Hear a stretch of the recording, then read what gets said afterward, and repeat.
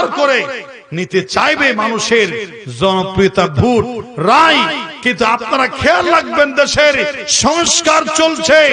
আগে থেকে যারা নামাজ, টুপি, দাড়ি, ইসলাম, আলেম ওলামা, মুফতি মাদ্রাসার সাথে সম্পর্ক ছিল, তাদেরকে আপনারা ভোট দেবেন, তাদেরকে আপনারা সংসদে পাঠাবেন, ঠিক কি না? দুঃখবাজি করার জন্য সাহস না পায়, একটু চিন্তা করে, আমার নামাজ যেদিকে যাবে যাক, ব্যস্ত যেদিকে যাবে যাক, আমার ভোট লাগবে। কি লাগবে? চিন্তা করি, আল্লাহর সুরত এভাবে নির্বাচিত হচ্ছে। কিভাবে? দুই দলকে খুশি করতেছে। কয় দলকে? এভাবে নির্বাচিত হচ্ছে। ওমা, ইমাম সাহেব সালাম ফিরানোর পরে মুসল্লি যখন সালাম ফিরাচ্ছে, ইমাম সাহেব, ও বাজি রে, তে কোন মাযহাবের নিয়ত বাঁধা নেই? একটা সিনার উপর, একটা কিসের উপর? সালাম ফিরানোর পর ইমাম সাহেব বলতেছে, চেয়ারম্যান মনে হয় বেশি শিক্ষিত, বেশি জ্ঞানী মানুষ।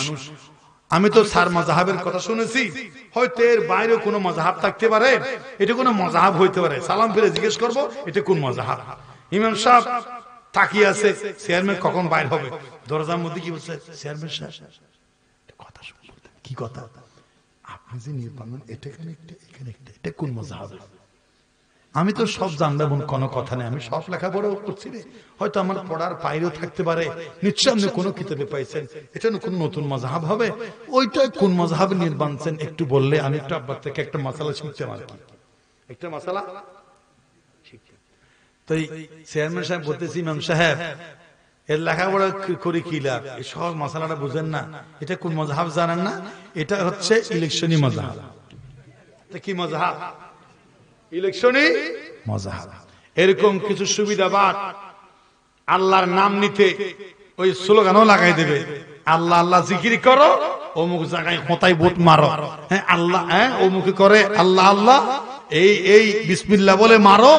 আল্লাহর নাম ব্যবহার করে নিতে চাইবে মানুষের জনপ্রিয়তা, ভোট, রায়। কিন্তু আপনারা খেয়াল রাখবেন, দেশের সংস্কার চলছে। আগে থেকে যারা নামাজ, টুপি, দাড়ি, ইসলাম, আলেম ওলামা, মুফতি মাদ্রাসার সাথে সম্পর্ক ছিল, তাদেরকে আপনারা ভোট দেবেন, তাদেরকে আপনারা সংসদে পাঠাবেন, ঠিক কি না? দুঃখবাজি করার জন্য সাহস না পায়, একটু জিকির করেন, লা ইলাহা ইল্লাল্লাহ।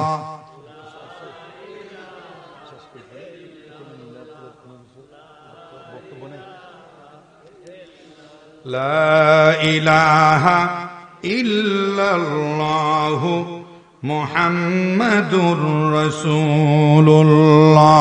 সবাই